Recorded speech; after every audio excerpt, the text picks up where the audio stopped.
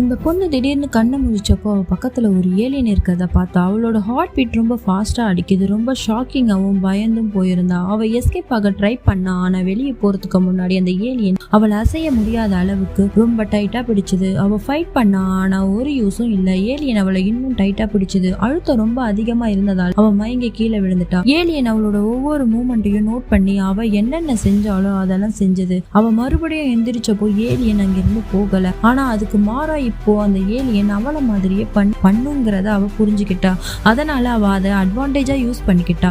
அவ மெதுவா அவளோட பேகை நோக்கி போய் குனிஞ்சி பேக்ல இருந்த ஒரு பாமை எடுத்து மெதுவா ஏலியனோட கையில வச்சா. அவ அதோட கையை தொட்டதும் அது கொஞ்சம் கொஞ்சமா அவளை மாதிரியே மாற ஆரம்பிச்சது. அவளோட அப்பியரன்ஸ் எடுத்துக்குச்சு. அந்த ஏலியனால மனித ஹியூமன் ஜீன்ஸ் உடனே காப்பி பண்ண முடியுன்றது அப்பதான் தெரிஞ்சது. அவ ஷாக் ஆயிட்டா. ஆனா இங்க இருந்து எஸ்கேப் ஆகுறது முக்கியம். அதனால அவ பாமோட சேஃப்டி பின்ன உருவி விட்டுட்டு அங்கிருந்து வேகமா ஓடிட்டா. அங்கிருந்து ஏலியன் உடனே தீப்பிடிச்சு எரிஞ்சது. அவளும் அந்த லைட் ஹவுஸ்ல இருந்து தப்பிக்க முடிஞ்சது.